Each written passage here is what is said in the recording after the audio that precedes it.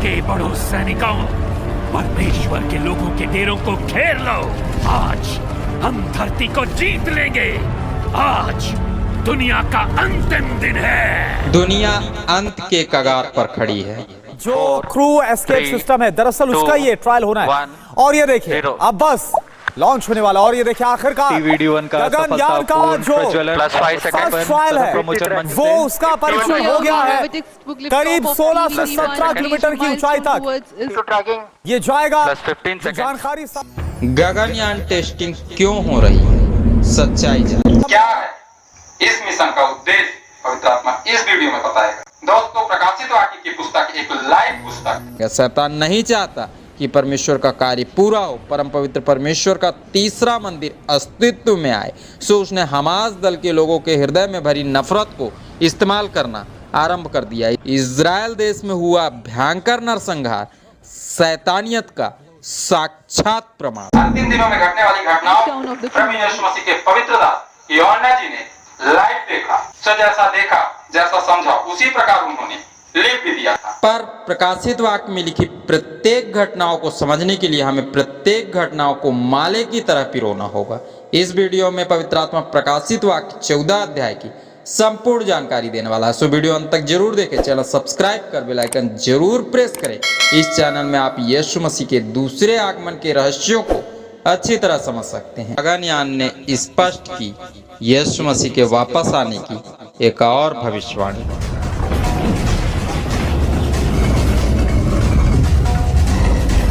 यह कोई प्रमाण नहीं, सिर्फ और सिर्फ बाइबल की भविष्यवाणियों की गणनाओं पर आधारित अध्ययन है। प्रभु यीशु मसीह के नाम में आप सबों को जय मसीह। जो अब तक किसी ने नहीं किया वो हिंदुस्तान ने कर दिखाया है। इसरो के वैज्ञानिक दोस्तों, चंद्रयान 3 चांद पर उतरा। आदित्य L1 सूर्य को समझने जा रहा है। अब हिंदुस्तान की मशहूर वैज्ञानिक एजेंसी इसरो ने गगनयान को लॉन्च कर दिया है। बहुत जल्द मनुष्य इस स्थान पर पहुंचने वाला है जहां से वापस आना लगभग असंभव हो जाएगा। बाइबल में लिखी भविष्यवाणियां कहती है दुनिया अंत के कगार पर खड़ी है। प्रकाशित वाक्य 14 अध्याय के 1 पद में आत्मा ने यूहन्ना जी द्वारा बताया प्रभु यीशु मसीह कब और कहां वापस आएगा। वो निर्दोष मेमना था। जिस प्रकार मनुष्य के अपराधों को स्वयं पर उठाकर उसने खुद को क्रूस पर कुर्बान किया, उसी प्रकार उसका अनुगमन करने वाले सच्चे विश्वासी को पल प्रतिपल क्रूस की असहनीय पीड़ा महसूस होगी। राजाओं का राजा, प्रभुओं का प्रभु यीशु मसीह उस पहाड़ पर उतरेगा जिस पहाड़ पर परम पवित्र परमेश्वर का तीसरा मंदिर बनेगा। इस पद को और भी गहराई से समझना चाहें तो डिस्क्रिप्शन चेक करें। दोस्तों, संबंधित वीडियो का लिंक मैंने डिस्क्रिप्शन में डाल दिया है। गगनयान पृथ्वी से थोड़ा ही ऊपर गया, वापस समुद्र में गिर गया। एक ऐसा परीक्षण था। यदि आपको पता हो तो कमेंट बॉक्स में कमेंट में जरूर लिखें। इस परीक्षण से संबंधित बाइबल में लिखी भविष्यवाणियों को समझने के लिए वीडियो ध्यान से देखें। आत्मा प्रकाशित वाक्य की पुस्तक उसके 14 अध्याय के 2 पद में यूहन्ना जी के द्वारा स्वर्ग से आने वाली वीणा की मधुर आवाज से बताता है कि इस बार प्रभु यीशु मसीह वापस आएगा और अपने 1000 वर्ष के राज्य को आरंभ करेगा।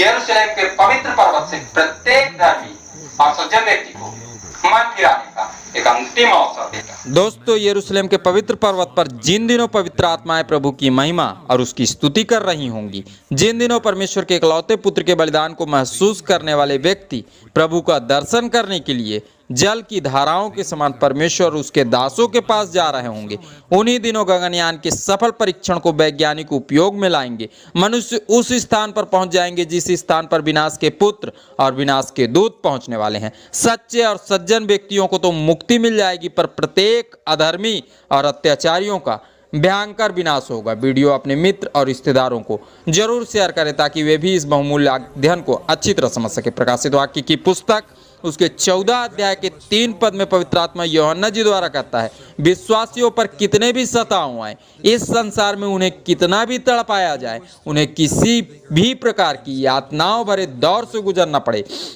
पर उनका दृढ़ निश्चय, प्रभु पर उनका दृढ़ विश्वास उन्हें आरंभ होने वाली स्वर्गीय आराधना में शामिल करवाएगा। यरूशलेम में गाए जाने वाले आराधना और स्तुति के गीत को सिर्फ उसी तेजस्वी कलीसिया के लोग गाने पाएंगे जो जीवित और प्रबल है। शैतान के भ्रमजाल से कोसों दूर है। सो जो विश्वासी शैतानी ब्रह्मजाल में से बचे रहना चाहता है वो सदैव जागते हुए प्रार्थना करते रहे। आइए हम भी प्रार्थना करें ताकि अध्ययन को अच्छी तरह समझ सके। आइए सर्वप्रथम प्रार्थना करें। धन्यवाद सर्वशक्तिमान पिता परमेश्वर, हे राजाओं के राजा प्रभुओं के प्रभु यीशु मसीह, हम आपका धन्यवाद करते हैं जब आज की इस पवित्र दिन में पिता परमेश्वर आप हमें प्रकाशित वाक्य के संपूर्ण 14 अध्याय को समझाने वाले हैं। तो प्रभु हमारी आत्मिक आंखों को खोल ताकि जो दुनिया अंत के कगार पर खड़ी है उन बातों को हम अच्छी तरह समझ सके। तेरा धन्यवाद, तूने प्रार्थना सुना, मसीह यीशु के नाम से विनती को मांगते हैं, आमीन। वैज्ञानिकों के सहारे जिस दुनिया को मनुष्य टेलीस्कोप और तकनीकों के द्वारा देख रहा है, इसी दुनिया में वह अत्यंत सी स्वयं जाने पाएगा।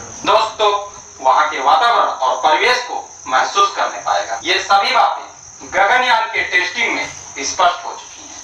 और बाइबल कहती है दुनिया अंत के कगार पर खड़ी है। मनुष्य का ज्ञान इतना बढ़ चुका है कि अत्यधिक ज्ञान उसके विनाश का कारण बनेगा।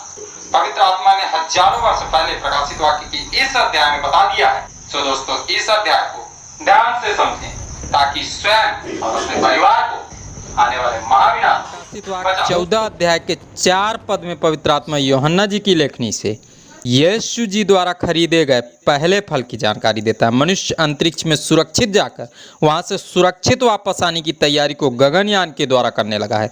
पवित्र आत्मा कहता है जो स्वयं को पवित्र रखेंगे उन्हें किसी टेस्टिंग की जरूरत नहीं है। वे प्रभु यीशु मसीह के साथ बादलों में सैर करने पाएंगे, वापस पृथ्वी पर आकर राजाओं के राजा के साथ 1000 वर्ष के राज्य में विश्राम पाएंगे। यरूशलेम के पवित्र पर्वत पर सर्वशक्तिमान की स्तुति और उसकी महिमा करने पाएंगे। कौन बादलों की सैर करने का इच्छुक है, किसके साथ जाना चाहता है, कमेंट में जरूर बताएं। प्रभु यीशु मसीह पर विश्वास करने वाले सभी लोग जय मसीह लिखकर प्रभु की महिमा अवश्य करें।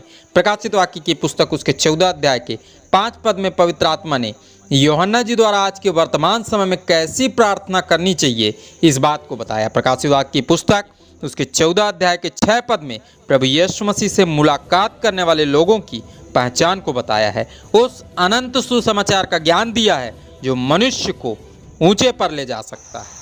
दोस्तों, अत्यंत शीघ्र गगनयान के सफल परीक्षण के बाद मनुष्य अंतरिक्ष पर जाने पाए और वहां जाने के बाद आदमी करेगा क्या?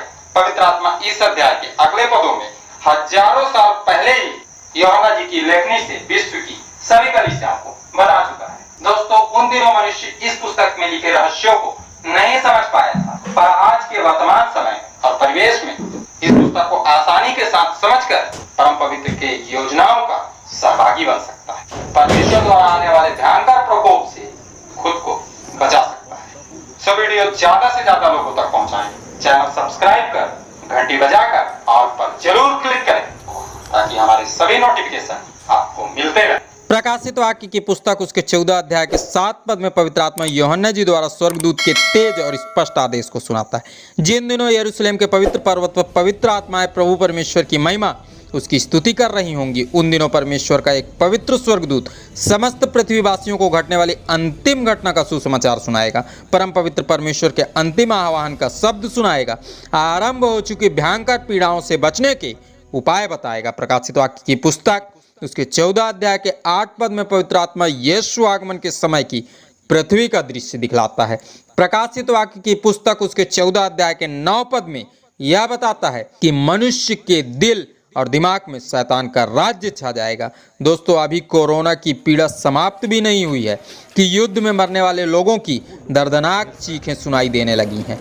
जिस तरह जख्म के ऊपर नमक छिड़कने से मनुष्य की आह सुनाई देती है, उसी प्रकार की आह आज के वर्तमान दिनों में सुनाई दे रही। प्रकाशित वाक्य की पुस्तक उसके 14 अध्याय के 10 पद में पवित्र आत्मा कहता है कि मनुष्य कुकर्म की वासनामय मदिरा पी पी कर मदमस्त हो चुका है। सो विरोध और सतावों के दौर से गुजर रहे प्रत्येक विश्वासी धीरज रखें, प्रभु परमेश्वर पर अपनी श्रद्धा बनाए रखें।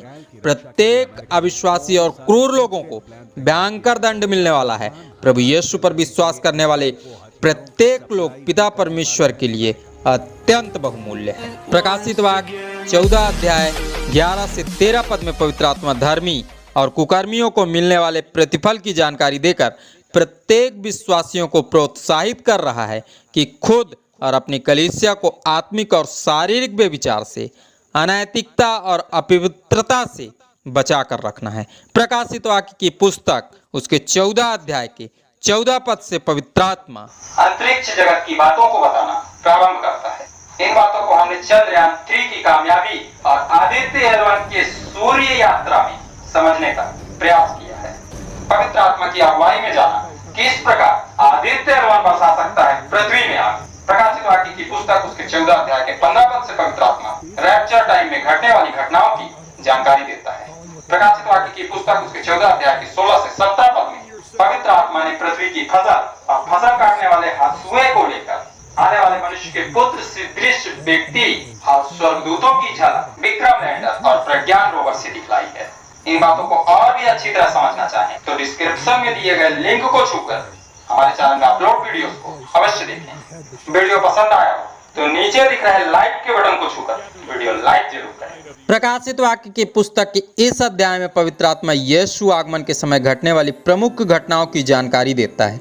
इस अध्याय के अंतिम पदों में पवित्र आत्मा पृथ्वी की फसल और फसल काटने वाले हंसिए को दिखलाकर पहली कटनी और दूसरी कटनी के दृश्य को दिखाता है। इजराइल हमास वार से प्रकाशित वाक्य 14 अध्याय 19 पद में हमें परमेश्वर के प्रकोप के रसकुंड की झलक दिखाता है। प्रकाशित वाक्य की पुस्तक उसके 14 अध्याय 20 पद रसकुंड में दाख रौंदने वाले स्वर्गदूत विनाश के पुत्र और एलियंस की पहचान बताकर मचने वाले हाहाकार की घटनाओं के दृश्य को दिखलाता है।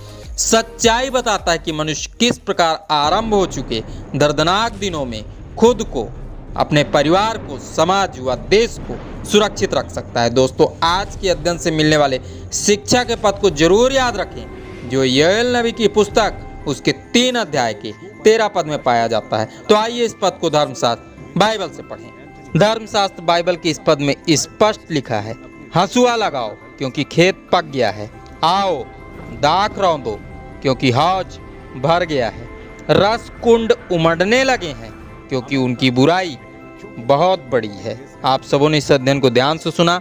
आप सबों को बहुत बहुत धन्यवाद। खुदाबंद यीशु मसीह के नाम में आमीन।